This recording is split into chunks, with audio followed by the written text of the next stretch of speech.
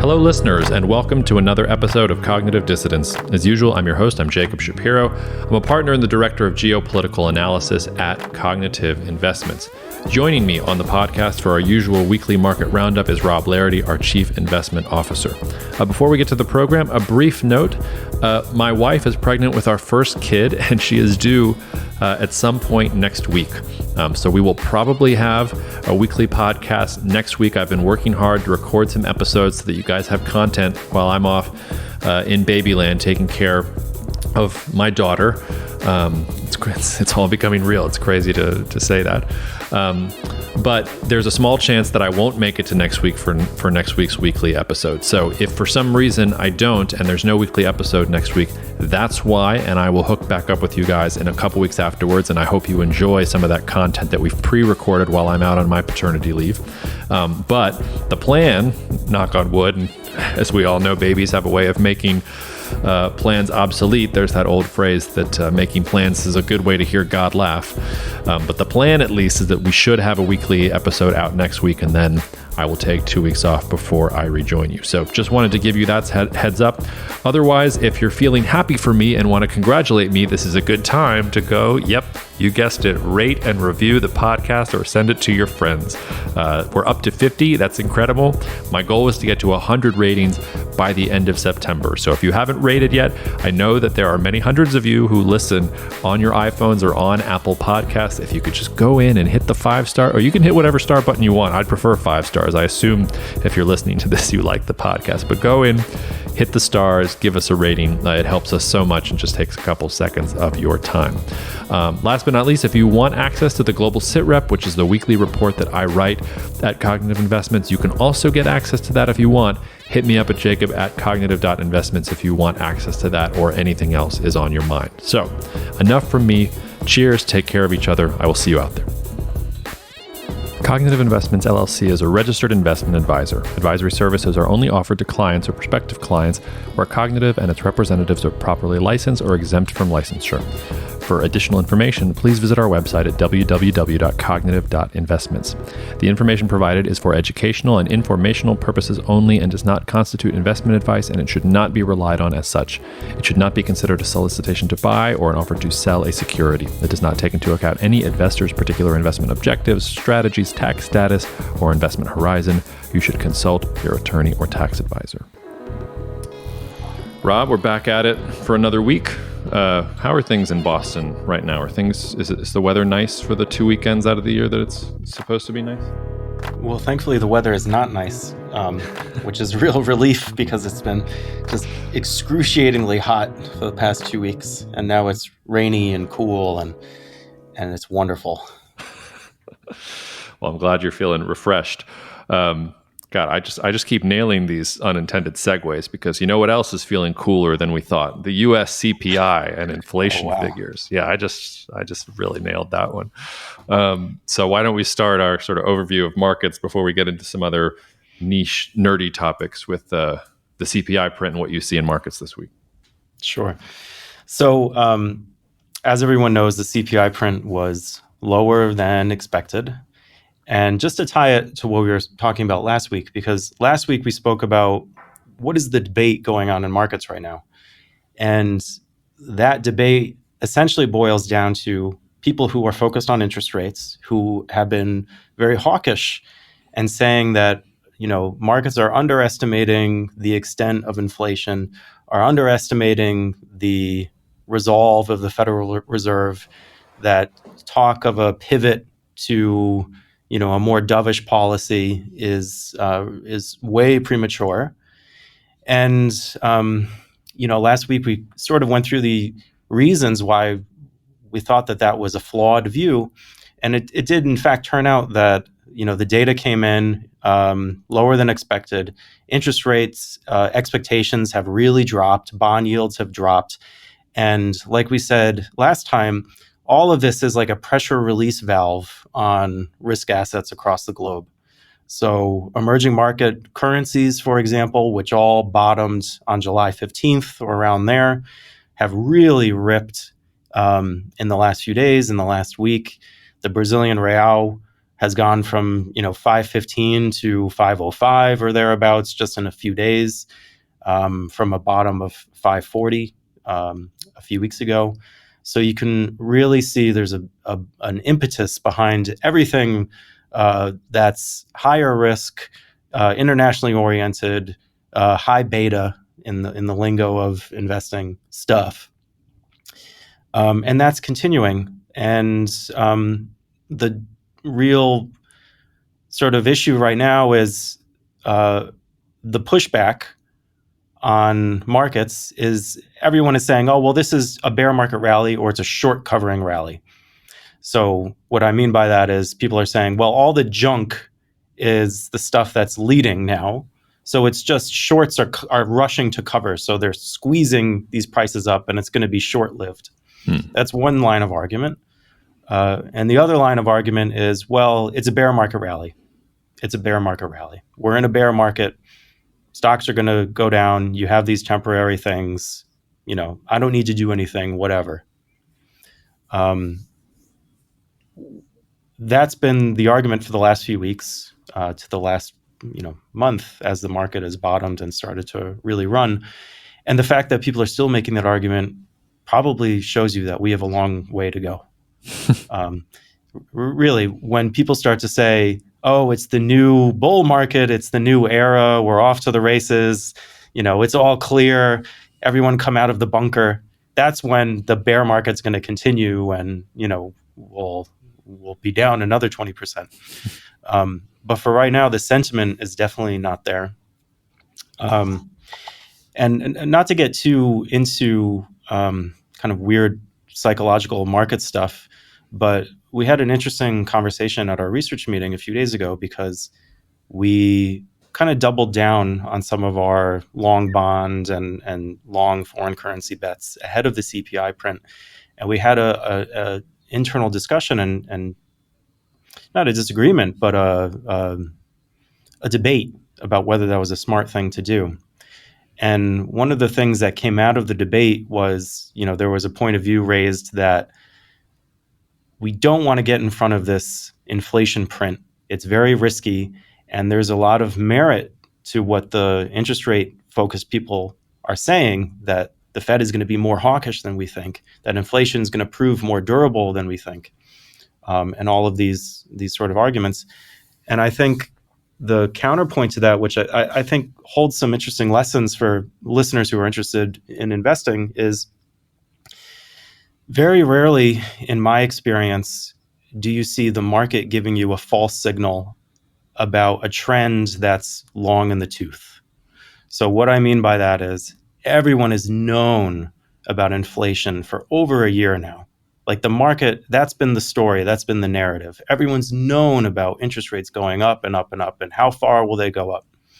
And when the market starts to tell you, even before the data really turns, like, hey, the narrative is changing here, very rarely are you on the right side when you're sticking to the old narrative and saying, well, you don't realize it's going to be worse than you think. And like, that's almost always a position that doesn't end well.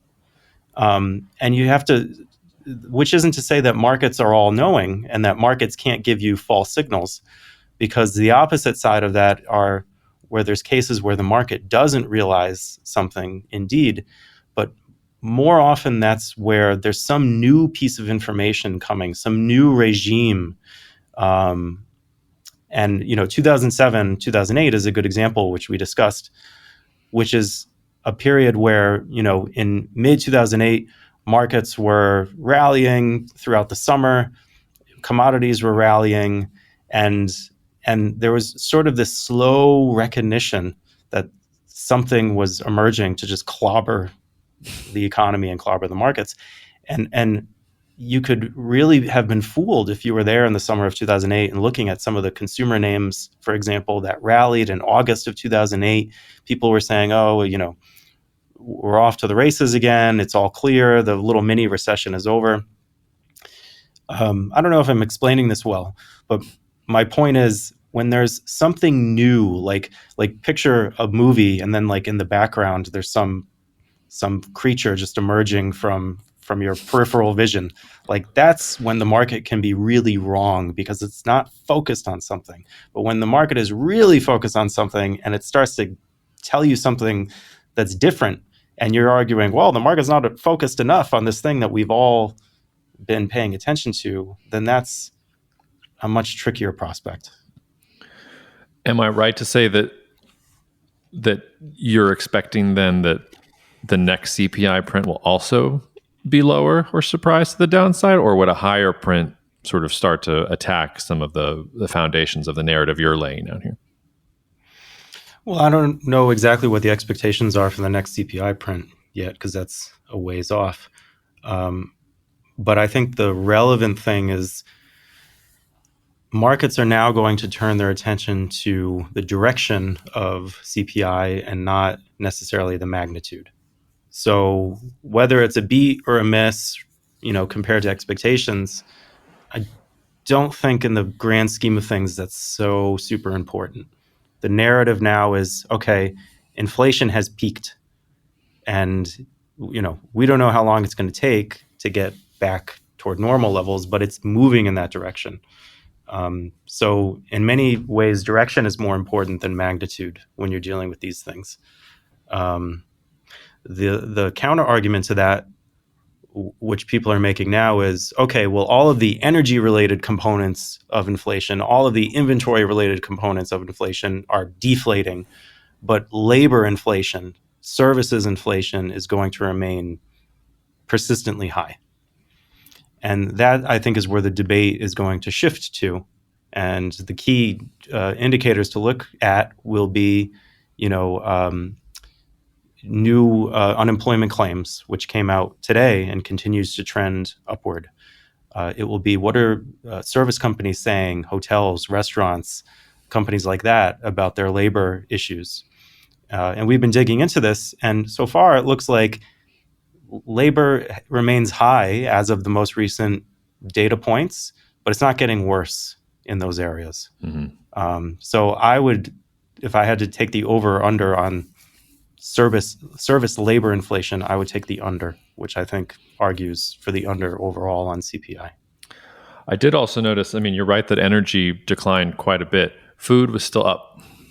And it was up a little bit, like it wasn't, I think it was 1% or something like that. But that at least is still kind of stubborn. I think there are broader structural forces there. I think part of the inflation debate, like there's not just this thing that is inflation. Like we buy lots of different things, and it's an index of a lot of different things. So the energy prices being up 40% or 30% or whatever it is year on year is what's driving in some ways the CPI as high as it is. But even if you get energy to come back down to earth, but you get some of these other components in there, like maybe it's not about inflation, maybe it's just a rising food price issue, or like you said, maybe it's a labor issue. Like I feel like just the term inflation itself paints with a fairly broad brush.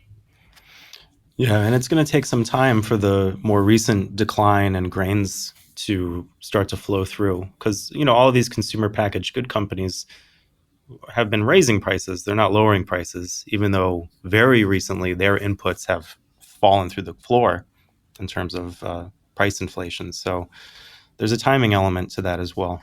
Yeah. Okay, well, moving on, let's check in on, as listeners know, what we think is in some ways the most important thing happening in markets in the world right now, which is what's going on in China's real estate market. We should also touch on Taiwan and the geopolitics too. But Rob, what are you seeing in terms of whether the horse is drinking water, as you said last week? And by the way, I'm sorry, I don't mean to call the Chinese people a horse. It's just a metaphor. So sorry. I say that with all due respect. I like horses. Magnificent. The wolf warriors are going to be coming after you. Have you seen those movies? No, I haven't. They're great. I've watched them on planes. I'm all here for crappy Chinese action movies. In some ways, they're more. I love the ambiguous, not American evil guy, but he's got a goatee and he's got an American accent. It's great. I'm here for it all. Anyway, sorry, China. Yeah.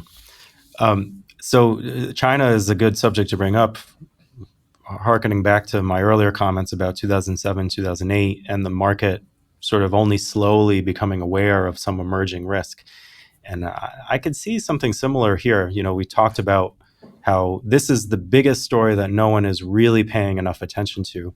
And I still think that's the case. Like, everyone is so focused now on what's going on in the U.S. markets with the CPI print. Europe, less so. There's not as much going on there, in part because it's August and everyone is, off on their month-long holidays.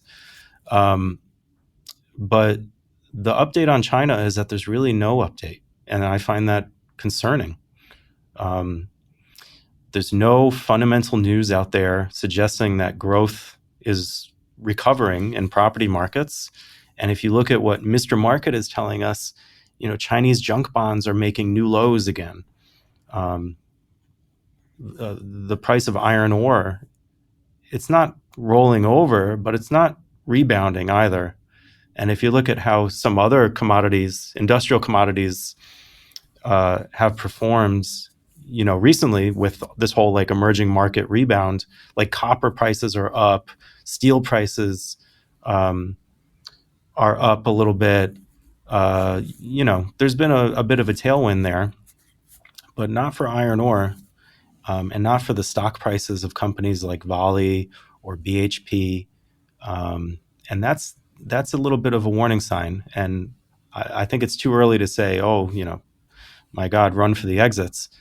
But if you were to identify something that would introduce a new narrative and make people forget about, who cares what the Fed is doing because this is more important, I think that is the number one candidate right now. So still watching that like a hawk, but the horse is definitely not drinking. So that's the update there. What about Taiwan?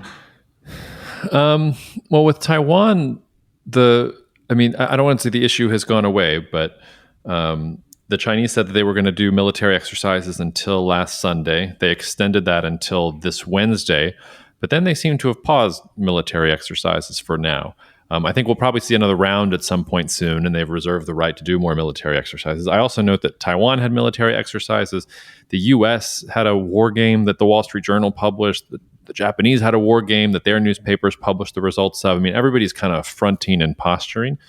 The biggest posturing of all came from the Chinese government, which on the same day that they stopped their military exercises, and we'll see whether it was temporary or whether things are going to get back to normal in the South China Sea, they put out this new white paper on the reunification with Taiwan and what that means. And it's mostly a grab bag of Chinese propaganda's greatest hits, that Taiwan belongs to China since time immemorial, blah, blah, blah. But the end of the white paper talks very explicitly about how China's strategy with Taiwan is going to be to use the one country, two systems model that it used with Hong Kong and apply that to the Taiwan scenario. I've been saying, I said this in last week's SITREP, that I think that's the most likely scenario for Taiwan in the long term. I don't recall, and people can correct me if I'm wrong, I don't recall China being quite so explicit about, hey, this is what we're going to do. We want, like this Hong Kong thing, that was a dry run for what we want to do with Taiwan. We want peaceful reunification, and this is going to be the method going forward. So I thought that was fairly telling. I looked past the propaganda and was sort of like, Beijing is telegraphing here that they want peaceful unification. Maybe that's to have people feel at ease, so that when they make a move eventually, you're not expecting it.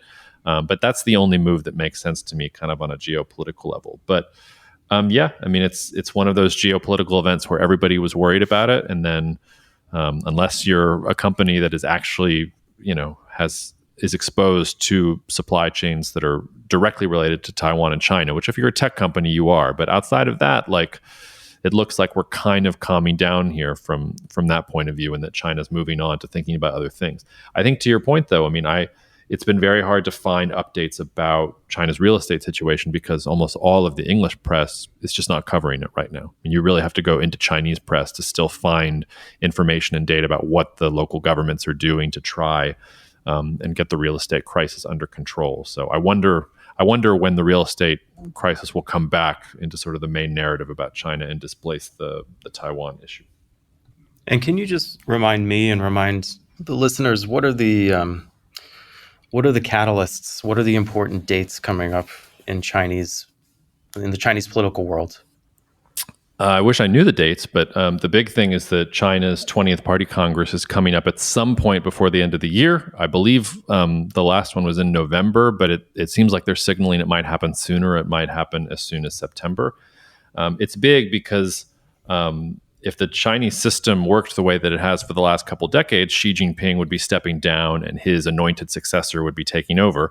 He, of course, didn't name a successor at the last Party Congress and seems to want to rule forever. So the things that observers are watching for is, will he name a successor? Is he just going to be Emperor Xi for as long as he lives? Are there going to be any signs of dissension within the Chinese Communist Party in the Party Congress? I think that's mostly wishful thinking. I think Xi is still pretty strong and has sort of eliminated discontent. But that, I think, is the big thing that everybody's watching. They want to see what happens in the Party Congress before they sort of move on to thinking on the next issue. So we don't know exactly when it's going to be. And I don't know how important the Chinese Party Congress is going to be. For you and me and for CI, it's only important if we're wrong about Xi and there is some kind of evidence of factional infighting within the party. If he did name a successor and a clear timeline for his stepping down, that would be really interesting. We'd have to stop and digest that and think about what's really going on there. So unless that happens, I'm honestly not so focused on the Chinese Party Congress. I think that's mostly window dressing. It's the easy narrative that people can latch onto without thinking about what's actually going on underneath the surface. I did note, and this was one thing I've been saying since the Taiwan thing started, and it came out today, that the Biden White House is now reconsidering its move to maybe withdraw some of Trump's tariffs on China. So, I mean, if we're getting back to inflation, I think it would have been a big hit to inflation if the U.S. and China had some kind of mini truce on the trade front. It looks like the Taiwan crisis has killed any chances of that. That I think to me is in some ways the biggest consequence of what happened with Taiwan in this previous round. We were getting little tiny indications that maybe the U.S. and China could work together on trade again, at least on a small scale basis, and that's already out the window.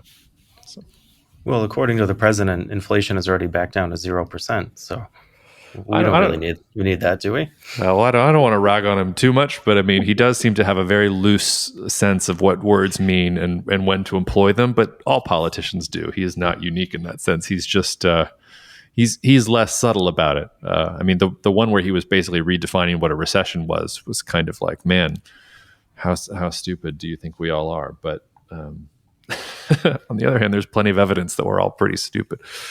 What else is going on in the world, Rob, besides China, before we kind of dive into some nerdy stuff? Well, I wanted to ask, we haven't really talked about this, but you've been writing a little bit about it in our internal knowledge platform. What's going on in South Africa with this Ramaphosa buffalo corruption issue? Have you been following this?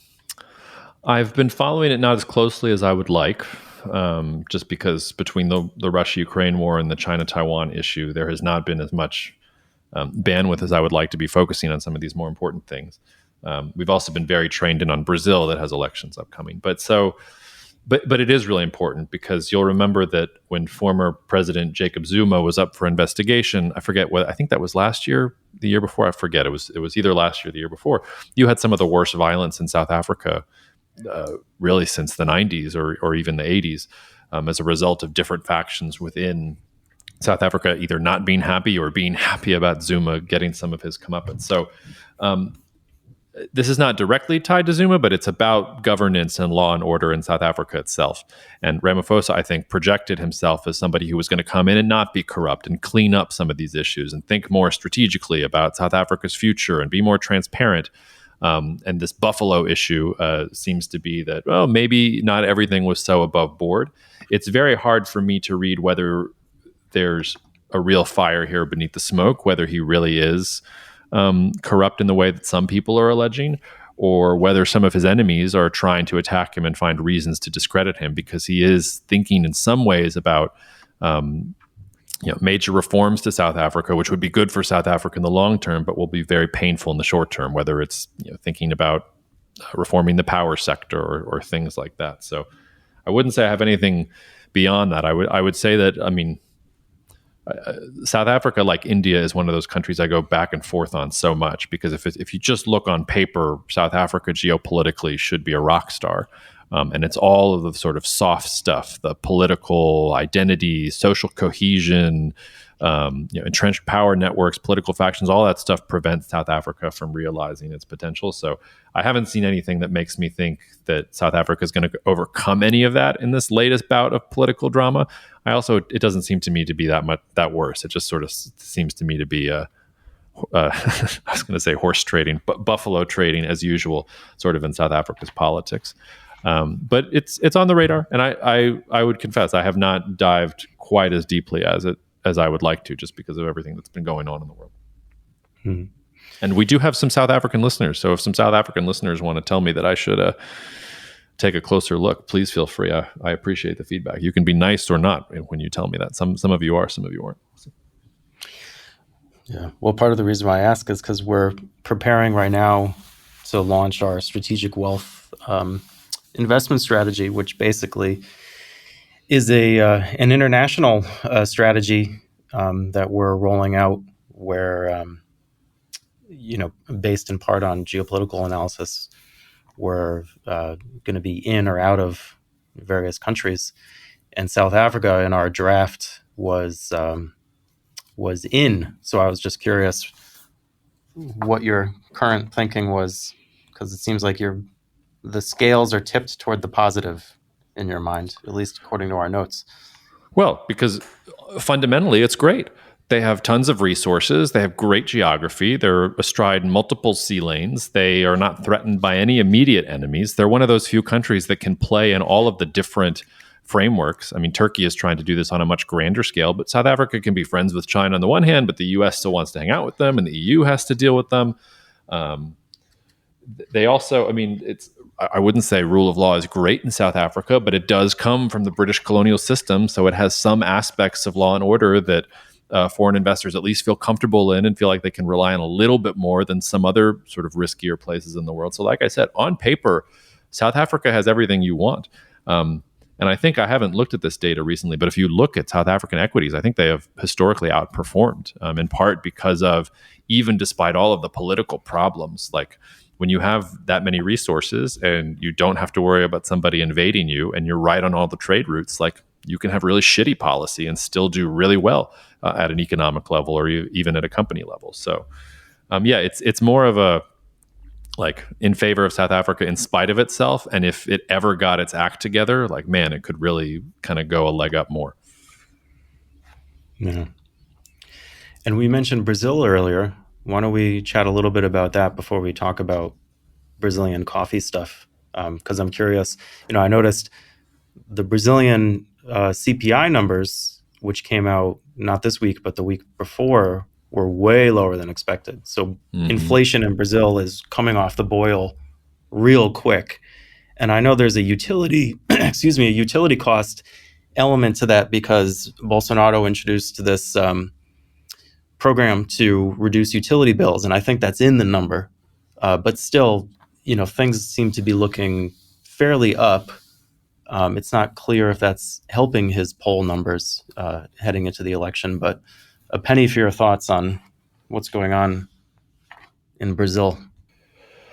Well, first of all, Rob, you were the one who shared the, I think, is it the foreign minister or the economy minister who decided to say that Brazil doesn't give a fuck about the French, if we can quote him word for word. I love this trend in diplomatic talk where nobody's actually diplomatic anymore. All these diplomats are just starting to use curse words and use like sort of modern day language the way it's trickled in. Well, actually, I don't think he said he doesn't give a fuck, because my wife will disagree. I think my French is pretty good, and my translation of the French article that I put on there was that he was telling the French to go fuck themselves. Oh, okay. Which is even worse, probably. Well, it's important to be precise about these things. Again, Brazil has some things going for it in the long term. In the short term, the politics are terrible. There is so much uncertainty and volatility ahead of them going into this election, because, Bolsonaro is not doing well in the polls. He's been doing everything he can to try and get inflation under control. I think you probably also noticed like inflation seems to have peaked in Brazil, but they still hiked interest rates. I mean, it's up around 13.5% now, interest rates in Brazil. So I wonder if they'll come off the boil there a little bit. But Bolsonaro is not seeing any improvement in his poll numbers, and it doesn't seem like he's going to go into that good night quietly. So everybody is worried about, is the Brazilian military going to intervene? Is Bolsonaro going to try and drive his people into the streets? Those are all real fears. I have nothing to tell the listeners. They shouldn't be scared about what's going to happen in Brazil's election cycle. If you go to the opposite end of the aisle, I mean, Lula's people are putting out articles about, we have a study where maybe we should nationalize some oil refineries, and we're thinking about this. And Lula himself, I remember he blamed Ukraine in part for the Russia-Ukraine war in an interview with Time magazine a couple months ago. So politically, there's a lot not to like in Brazil from sort of a volatility perspective. But everything is relative to a certain extent. So compare Brazil to the only real major power that is its competitor in the Southern Cone, which is Argentina. Well, Argentina is a complete and total dumpster fire. I mean, if Brazil ever wanted an opportunity to increase geopolitical influence and economic influence in the Rio de la Plata, I mean, Argentina just seems to look worse and worse by the day. So, and even with all the problems I just talked about with Brazil, they don't have any of those types of problems, the ones that Argentina is having. Brazil also has, again, sort of like the South Africa example, I mean, tons of resources that they can bandy about, tons of resources that they can invest and sell abroad. Their main problem is going to be going from a commodity-driven economy to moving up the value chain and investing in Brazilian innovation and manufacturing more things at home, which again sort of goes to the Argentina thing. Like, Brazil has a real opportunity here to be a leader. And the last time Lula was president, Brazil sort of looked like it was going to do that. Now, it did that as part of this BRICS formation with Russia and India and China, South Africa. I don't think that formulation is going to work quite well. But I think at a geopolitical level, Brazil has quite a number of things going for it. So I don't think that might not be pretty domestically. Like I said, I mean, there are some domestic issues Brazil's going to have to get through before we can get to the uplit pastures of geopolitical wealth. But I'm okay with Brazil, but watching very closely about what's going on with the elections coming up. And do you think, this is getting to our dinner time conversation last weekend, because I suggested that I thought Lula was almost like a Biden figure in the sense that it was a rejection of kind of the craziness of Bolsonaro. It was a return to something that felt safe, that was associated with a good time, relatively good time in Brazilian history, and that he would be more of a transition figure to a new state of Brazilian politics afterwards, rather than representing some big shift in and of himself, and that he probably wouldn't accomplish a ton. What do you think of that thesis? Is that totally bogus? I would confess to being more cynical about it.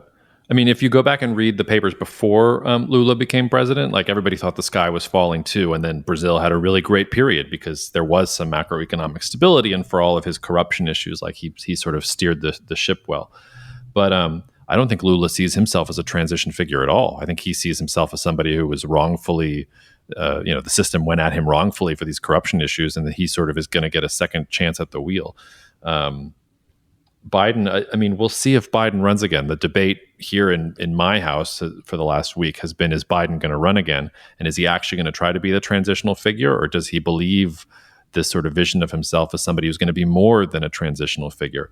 I can't explain why this is happening in democracies, but I view it as a net negative sign that we keep on just going back into the bag of old leaders. It almost feels like like, you know how you feel stagnant when there's no new Netflix shows, you've watched all the shows and you just want to go watch again the same show that you've watched like 500 times before. It seems like politically in democracies we're there.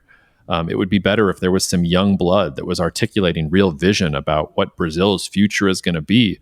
I would view that as more positive for Brazil. I would view that as more positive for the United States. I mean, we're talking about, if Biden runs again, and let's assume Trump wins. I mean, this is like, what, two late 70s, two 80-year-olds duking it out and to rule, to have the nuclear codes and rule the most important country in the world. No offense if you're over 80 years old out there, but like, you're not supposed to be president of the United States when you're 80 years old. Like, it's not a great look. So I don't think that your argument that Lula's a transitional figure and that he's going to restore stability.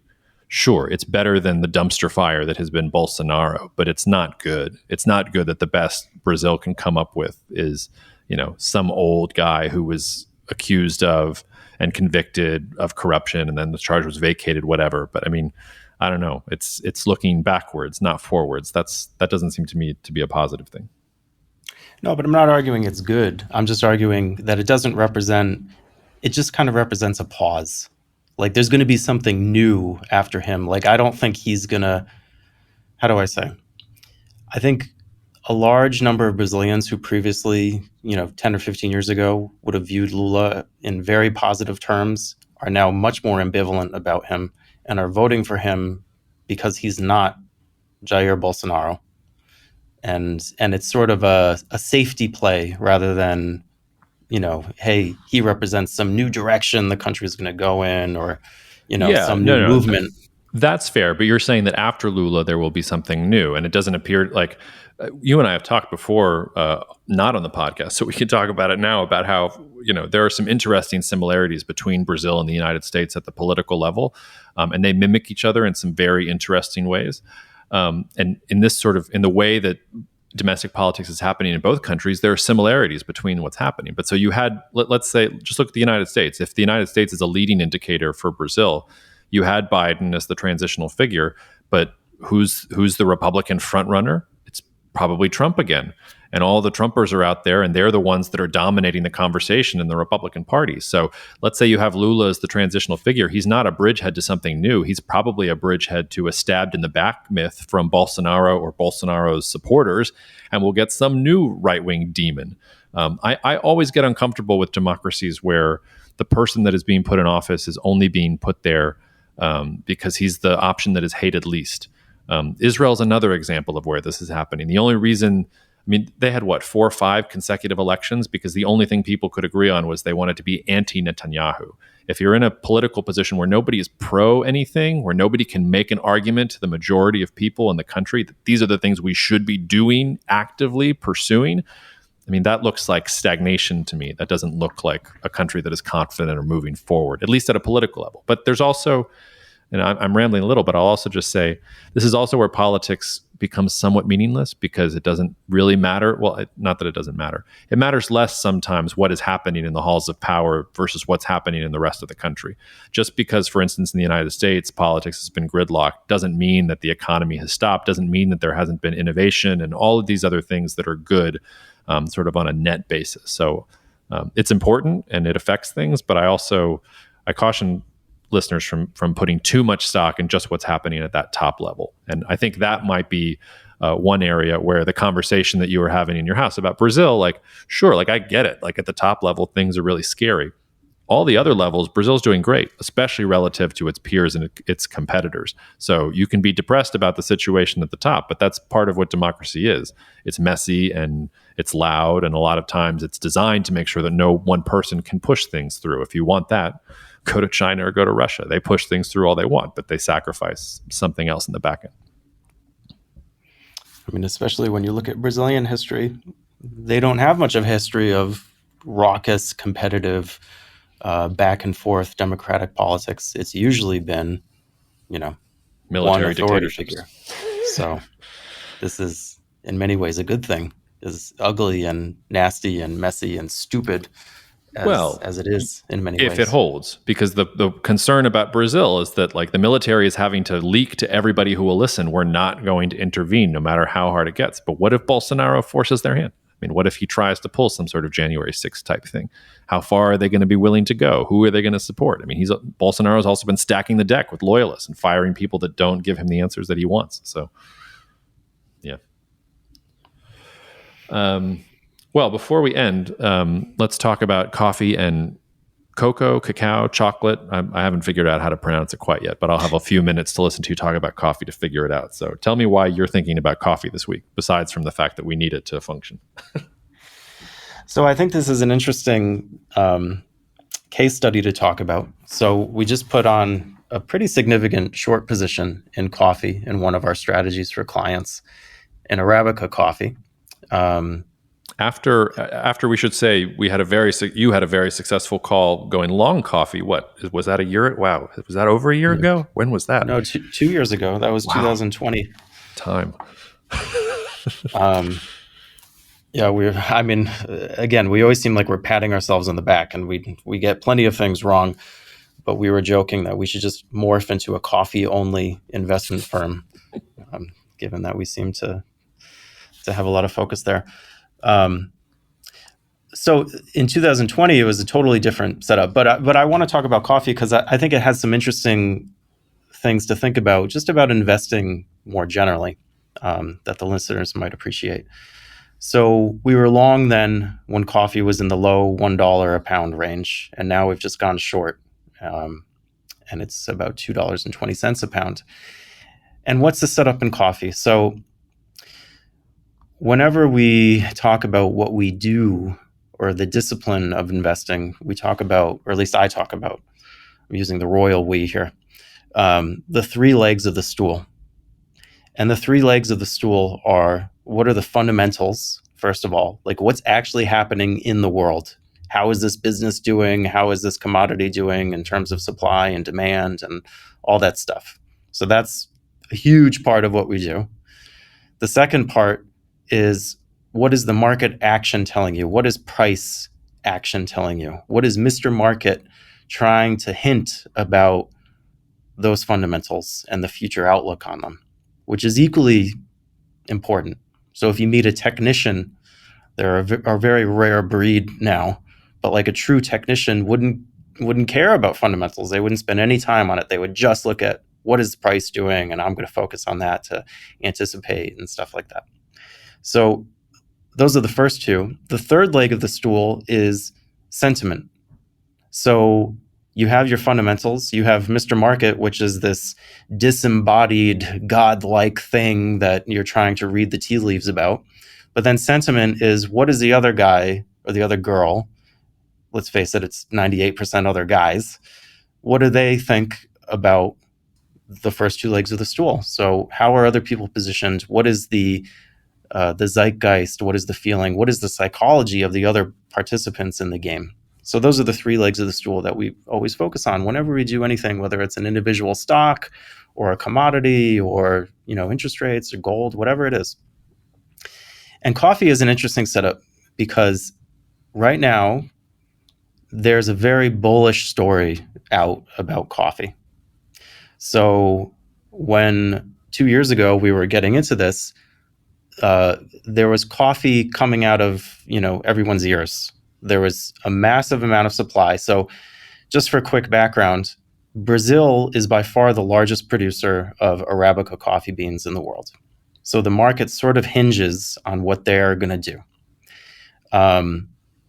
Coffee is a biennial crop. So you have one crop year that's like a really big crop, and then the off years, it's like 30% less usually. So in 2020, you had a big crop year, and that's when coffee beans were coming out of everyone's ears. There was no reason to think that anything was going to change. We were just drowning in coffee beans. And of course, being the nutty contrarians that we are, that's when we got really long, and of course the situation did in fact change. But now we're back again, and we're back. 2021 was the small year, and we're here, and we're nearing the end of the 2022 crop, and it's about 85% harvested already. Now, the bull story that's out there, speculators are extremely bulled up on coffee, and the reason is because the inventory data at the exchange, the ICE exchange, which is where these contracts are traded, the inventory of coffee in the warehouses is hitting new lows. And people are looking at that and saying, oh my God, we're going to run out of coffee here.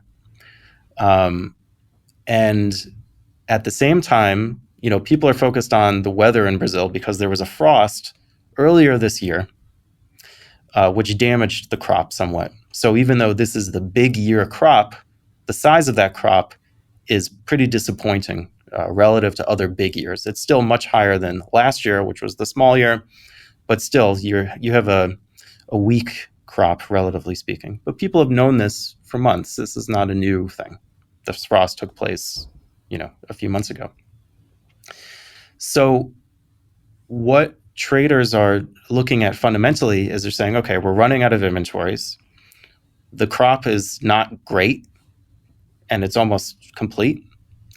And the other key data point is they're looking at cash prices for coffee. So there's futures prices, which is entering into a contract for delivery or supply at some future date. And then there's the spot market, which is, hey, you need coffee now. What are you going to pay to get it?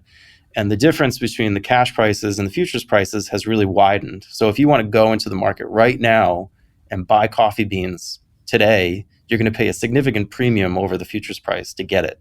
So people are looking at that and saying, oh, the market's really starting to tighten up. We're running into a supply shortage. And so that's the background. That's the bull case. And I think it's interesting because, those are the fundamentals. And if you were to hear that story, you would say, oh my God, why don't I go buy coffee? This sounds like a home run. But that's only looking at the first leg of the stool, the fundamental leg of the stool. And the other two legs of the stool, I think, are really interesting because if you look at market action, the price action, the thing that's really notable about what's going on is that even with all of these bullish data points coming out, coffee futures prices have just been kind of piddling along. So they peaked out a few months ago now in the spring. And since then, they've just been kind of going sideways. They can't rally. They're just kind of bleeding out. And that's very noteworthy because if I were really bullish and I were doing all my analysis on what's happening in the coffee market in Brazil, then I would be a little worried because, hey, why isn't this showing up in the market? The news is out there. Where's the follow through? And that, I think, gets to the third leg of the stool, which is, just thinking about, and part of this is talking about how to incorporate this into your investing all the time, is you really have to think about what are the people on the other side of the trade? What are their experiences? What is their background? And the background here is that everyone has looked at the Russia-Ukraine conflict earlier this year. And anyone who's made any money this year, the way they've made money is by buying some commodity that then spiked because of Russia-Ukraine. So you have this event that's looming large in everyone's memory. And everyone is just so eager to find, well, what's the next one going to be? Because you have this pattern that you're seeking to replicate. And that seems to be the setup psychologically, because you have a lot of commodity speculators who are looking for the next shortage, the next bottleneck, the next thing that's going to spike, 60, 70% in a month, like nickel or, whatever you want to name that Ukraine was producing.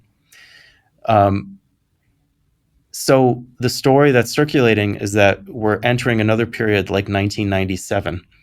And in 1997, the story goes, you were experiencing the same thing where you were running out of coffee, inventories ran out, and you literally had a shortage and a massive spike. And that's what people are pointing to and saying, this is going to be where the next bottleneck is. And we're taking the opposite side of that. Of course, this is going to be famous last words because tomorrow you're going to see it spike 60%. But the reason is because stools number 2 and 3 argue very much against stool number 1. And I think the takeaway here is you can't just do fundamental analysis. You have to look at what Mr. Market is telling you. You have to take into account what is the positioning, what is the psychology of people on the other side of the trade. And let me tell a different fundamental story, because we've talked about this in the past where, we have a fundamental view of something and then Mr. Market is not confirming that. So, well, what's an alternative explanation? What's another way to look at the fundamentals? We spoke about this in relation to Turkey, where, you were saying, God, the fundamentals in Turkey are giant mess. And I said, well, Mr. Market looks pretty good. So how else can we think about it? And this is a similar thing. And here are some data points that, like, if you spin it a little bit, are kind of noteworthy. Like, so the inventories in the warehouses are supposedly, at rock bottom. But, through the bottom up work that we've done on individual companies and the fact that we're not just we don't focus on commodities at all. We do everything. Our work on businesses has made it clear that businesses have been stockpiling inventories, obviously, because they're scared they're not going to get their hands on things. And it's interesting because if you look, some of these companies, it's hard to get really good data on this, but look at a company like JDE Peet's, right, which is the company that owns Peet's Coffee. They own a few coffee brands in Europe, and they report it's a pretty clean coffee company. And in their last quarterly report, which they just did last week, they came out and said that their inventories were up 65% year over year, and their sales are up only 20%. So that's kind of an interesting data point because those guys are carrying a lot of extra coffee. And I just wonder, this is totally speculative, if some of those inventories are not in the warehouse, they're, being held outside, they've already passed through to the end consumer, and the end consumer is holding more than they usually would. That could be totally wrong. And if someone knows a lot about coffee, like, please inform us. But we're just seeking to find what is the explanation for the lack of market confirmation of this thesis. So that's kind of the story. And then, the other thing that's kind of interesting is from a fundamental standpoint. So as I mentioned, most of the harvest has already been done, but the exports of coffee from Brazil have been much lower than last year. So what gives, right? Like, this is the big crop year. Where's all the beans? And, they blamed it on supply chain issues and trucks and stuff like that. But part of it is, like, Brazilian farmers are in the market too. And if they're thinking, hey, there's no beans, there's going to be a big price spike, why the hell would you sell your beans now? You'd look like a fool, right? So there, from what I can see, there's some speculation in the press and journalists who cover coffee and Brazil stuff that some guys are sitting on beans that otherwise would have sold them through by now. And that's sort of an interesting dynamic because that's self-reinforcing. Because if coffee futures prices continue to roll over and you get farmers who are finally throwing in the towel, because there's a carrying cost to this, like, you want the cash now. Especially in a country like Brazil where interest rates are 13%. Yeah. And dollars are something that you want. Then if people start selling and throwing in the towel, that could really start a chain reaction, especially as the dollar continues to go down against the real, which, as we mentioned earlier, is happening every single day. So if you're a Brazilian farmer, you're sitting there in your kitchen on your laptop in Minas Gerais, and you're watching the value of the dollar go down every day, and you're watching the real value of futures prices do nothing to go down every day. At what point do you say, oh, well, let's just dump the remainder of what we have because, I don't want to wait anymore. So I don't know. That's just kind of an interesting story. And we're not coffee experts. We're generalists. So if anyone is a coffee expert and they want to pick holes in that, I'd love to hear it. But that's our speculation at the moment. And it's sort of an interesting setup. And it illustrates those three legs pretty well, I think. Well, and so how about apply those three legs to what you asked me to look at closer this week, which was the cacao market. Because at the same time that you're thinking about short coffee, we haven't put it on yet, but we're thinking about cacao and cocoa beans and chocolate sort of from a more long perspective. Well, this is still pretty nascent. But the reason why I asked you to look at cacao was looking at the second leg of the stool first. So I don't know if it's cacao or cocoa or whatever. chocolate prices. I'm pretty sure that cacao is the raw bean before it's processed, and the cocoa bean is what happens after you roast it. That is what I believe is the case. So. All right. We'll call it cocoa, just for cacao sounds pretentious. It does. So cocoa prices have been in a very narrow range for a long time, and they recently broke down below that range. And it looks like the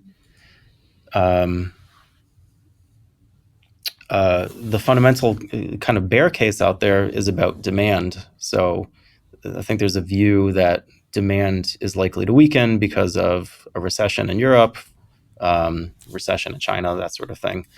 So there's sort of that standard view out, and there's really been no major issues with supply in the recent past. And you have this breakdown, which looks like it might be a false breakdown, as we say. So when something is trading in a range for a long time, and then it breaks down below that range, usually a lot of technical traders will jump on that and say, oh, this is a huge event. But the corollary to that is when it breaks down and then it reverses back and goes back into the range, that's oftentimes the catalyst for something to really start to rip in the opposite direction, because everyone gets caught out. They get whipsawed, as we say. So that's what I'm looking at technically. The sentiment seems to be quite bearish on cocoa. And the fundamentals also look quite bearish, and you can speak to this because you did a lot of this work this week, but it occurred to me, cocoa is one of the most concentrated, geographically concentrated markets in the world. And there's some risk there. So maybe that's a segue into you sharing your work. Yeah, it's interesting. So it's basically Ivory Coast and Ghana are the top two. Ivory Coast is something like 43%, Ghana another 16%. Ecuador, Cameroon, and Nigeria kind of round out the top five. So a lot of sub-Saharan African exposure for this, and that's because you need very, very specific weather conditions in order to grow cacao trees. You need uniform temperatures, you need high humidity, you need a lot of rain, you need a lot of nitrogen-rich soil. Wind is not a great sort of thing. So there's a very limited amount, or a limited number of places, I should say, in the world where you can grow the raw cacao beans. That's why Switzerland. You may think of the Swiss as being chocolate, monopolists, but you can't grow a cacao tree in Switzerland. It's not going to work. You have to grow it in parts of these regions. And so Ivory Coast and Ghana have really specialized in on them. And I think for me, at the geopolitical level, the interesting thing that I found was that in May, the Ivory Coast and Ghana started this new thing called the Ivory Coast Ghana Cocoa Initiative. And they started it to try and increase the premium that purchases of cocoa have to pay to the farmers in Ivory Coast and Ghana. So according to the World Bank, farmers only get 5 to 7% of the profits. It's the people who take the raw beans and then make them into chocolate or these other things that actually get most of the benefit. And it seems like Ivory Coast and Ghana are looking at each other and saying, okay, we're not in this sort of free trade globalization world anymore, and we haven't profited that much from specializing in this cash crop anyway. We're dependent on foreign imports of food from the Ukraine and from Russia, from Ukraine and from Russia. And we're getting hit by inflation and rising food costs while we're producing this cash crop that the profit isn't actually going to our farmers. So I think it's an interesting thing to look at two countries that are used to sort of being stepped on and saying, no, actually, we're going to charge you a premium for buying from us. And I think that can lift the price. The other thing is, if you look at sort of the latest monthly reports from the International Cocoa Organization, there's an ominous line in there about how deliveries have not been quite what people were expecting. And they have this line about how, there's no bottlenecks in the countries. There's no political disruption, despite some of the things that are going on in Ghana, that is affecting the actual cocoa growing regions. So this must have something to do with agricultural practices or maybe bad weather. Something else has to be going on that is preventing these things from getting to market. And they sort of conclude blithely, no, this probably means that probably demand is going to exceed supply by the end of the year. And to your point, I don't think the market is quite pricing that in. People are unsure about whether are people going to stop buying chocolate because of recession needs. What is this new sort of market dynamic with Ivory Coast and Ghana flexing their muscles a little bit and being a little more protectionist going to mean for importing? The other part of this is that, I don't know if you knew this, the European Union is the top importer of cacao beans in the world. Something like 60% of all imports go to Europe. And they've already reached a deal with Ivory Coast and Ghana saying, okay, like we're cool with sustainable farming. This goes with all of our green initiatives and us being better players and rule of law. So we'll shake your hands and we'll have this deal. So if the top importer is playing along with their initiative, well, suddenly forget about the supply and demand. The politics is telling you you're going to have higher prices anyway. So it's an interesting story. It sort of gets to what the slow unraveling of the logic of globalization looks like for a very, very specific supply chain on a very, very specific and idiosyncratic commodity. I think you could apply this in a lot of different ways to a lot of different things. But where I sit today, I think it validates this idea, at least on that leg of the stool, it validates that there are some things happening that should lead to higher prices. The question is whether is demand going to drop off because of recession fears? Because I could be right about everything I just said, and if demand is decreased because people aren't going to buy chocolate, like none of it actually works. But to your point, I think the odds of that are not great. Usually, people buy more chocolate when they're sad, not less. So. Well, from my experience observing my wife working on her PhD, higher stress equates to higher chocolate consumption. So it could be a anti-cyclical asset in some ways. No, I think so. But I'm really curious to see if Ivory Coast and Ghana, if this works for them, because one of the things I drone on about constantly is that one of the reasons we're in the current food price situation that we're in globally is because a lot of these sub-Saharan African countries are not growing crops to feed themselves. They've become these places where cash crops are grown so that all of us can eat these foods cheaply. And that's great for us if we want to buy cheap chocolate. But if you actually want a more sustainable food system, first of all, they need to get the best technology and fertilizer and modern practices in some of these farms. But second of all, it can't just be like cash crops forever in Ivory Coast, because besides all the issues that I just talked about, it's terrible for the environment, the way that they've been doing things recently and the way like climate change models are looking like they're going to affect these parts of Africa. Like, the more profit you wring out from the ground now, the less there's going to be going forward, and you'll have long-term shortages going forward. And this is one thing, like climate change might be good in the net for a place like, the northern part of the United States or Russia. I guarantee you it's not going to be so good that they're growing cacao trees there. I would bet good money that like Wisconsin will not be planting cacao trees in my lifetime. So yeah. And what do you think just on the European demand aspect? I think this is an interesting theme, this notion of signing up to higher standards, environmental standards, social standards, that sort of thing. Because we saw something similar with palm oil, if I remember correctly. And that's been a major point of contention with Indonesia, right? Where Europe has demanded, changes to certain environmental practices that are very destructive. And they have a lot of market power. So do you think that that's a factor to think about more broadly in areas where Europe does represent a big proportion of demand for some of these sort of environmentally, not destructive, but environmentally questionable commodities? I mean, yes, but this is why the Brazilians told the French this week to go fuck themselves, because a lot of countries don't like to sign up for these initiatives, especially from the European colonizers. They don't like being lectured about what is good from a moral and principled basis from the continent that has. I'm not one of these people who blames all of the problems on the colonial environment, but there was a framework there that set a lot of these countries off on the wrong foot in a lot of different ways, and the memories of that are kind of still there. That said, if you want access to the European market, that's why the European Union is so powerful. It has its problems, but it is a massive economy and it has certain rules and standards.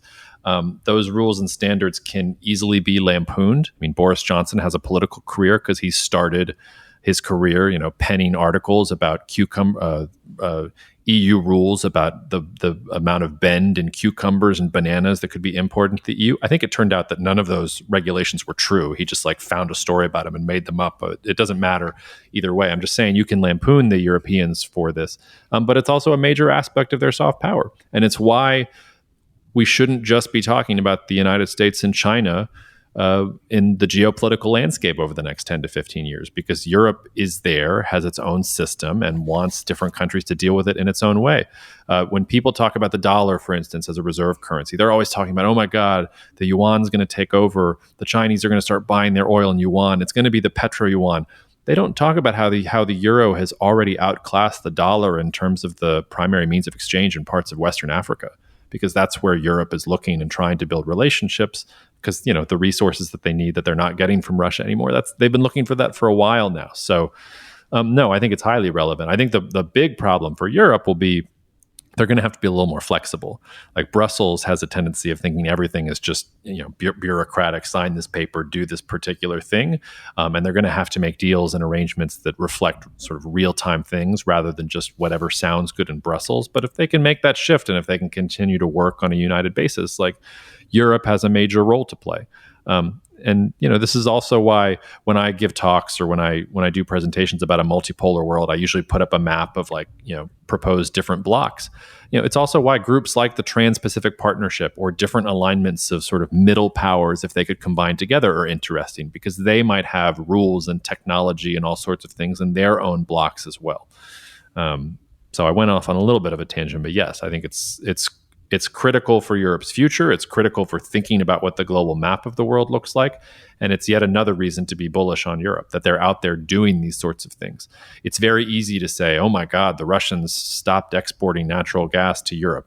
Okay, it's going to cause problems. But look at Europe, being at the front lines, working with the Ivory Coast and Ghana on how to ensure,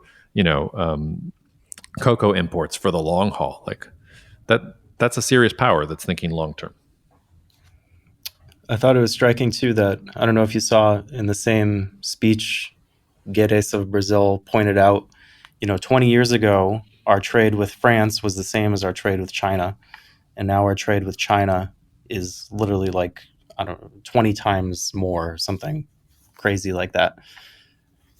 In that case, you can afford to be annoyed with France, but I somehow doubt that the Ivory Coast is going to be telling France to go fuck itself anytime soon. No, it won't. But he's wrong when he blames. Well, he's not wrong. I get what he's saying, but that's bad for Brazil, because what happened? One of the reasons Mercosur is falling apart is because all the South American states, instead of looking towards Brazil as the center of the continent, just wanted to sell their commodities on the cheap to China, and China was just absorbing them. So that's nice that you can say, oh yes, China, more important, we sell our products there. If we're still here in 20 years from now and Brazil's economy is still run by how much China's importing of their commodities, then Brazil is screwed. Then they haven't done the things that they needed to do to become more of a regional power and validate some of the things we talk about here on this podcast that is so bullish about Brazil. So in some ways, I've always said it's places like South America that bore the brunt in some ways of globalization, because in the United States, people lost their jobs, but we also got access to cheap goods. These South American economies basically had to hitch their entire economies to Chinese real estate demand to bring it back to where we started. So if China's real estate demand is going to start falling and China's demographics are going to start falling, well, then, hey, Brazil, you've already hit peak China. Maybe you shouldn't be telling France to go fuck itself. Maybe you should be thinking about, how do I have better relations with Europe? So they'll transfer some IP here so I can manufacture better things here and trade market access for this, that, and the other thing. So that's a short-sighted insult, if that's what he said. I didn't get that far in the interview. Well, shall we call it quits? Yeah, we've probably given the listeners enough. So, yeah. I guess that's it. We'll see y'all later. Thank you so much for listening to the Cognitive Dissidents podcast, brought to you by Cognitive Investments. If you are interested in learning more about cognitive investments, you can check us out online at cognitive.investments. That's cognitive.investments. You can also write to me directly if you want at jacob@cognitive.investments. Cheers, and we'll see you out there. The views expressed in this commentary are subject to change based on market and other conditions. This podcast may contain certain statements that may be deemed forward-looking statements. Please note that any such statements are not guarantees of any future performance, and actual results or developments may differ materially from those projected. Any projections, market outlooks, or estimates are based upon certain assumptions and should not be construed as indicative of actual events that will occur.